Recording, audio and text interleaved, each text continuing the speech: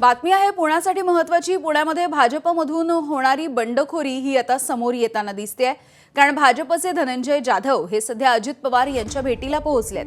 भाजपमधून ticket डावलल्यामुळे Dhananjay Jadhav हे आता अजित पवार यांच्या राष्ट्रवादीमध्ये पक्षप्रवेश करणार आहेत। धनंजय जाधव यांना भाजपकडून तिकीट मिळेल अशी आशा होती, अपेक्षा होती। प्रभाग क्रमांक 27 नवी पेठ पर्वती इथून ते इच्छुक आहेत आणि धनंजय जाधव हे सध्या राष्ट्रवादीमध्ये जाणार आहेत। तर धनंजय जाधव यांनी आता राष्ट्रवादी काँग्रेसमध्ये प्रवेश केलेला आहे। भाजपने त्यांना डावलल्याची भावना होती, त्यामुळे त्यांनी राष्ट्रवादी काँग्रेस अजित पवार यांच्या गटात पक्षप्रवेश केलाय। एबीपी माझा, उघडा डोळे बघा नीट।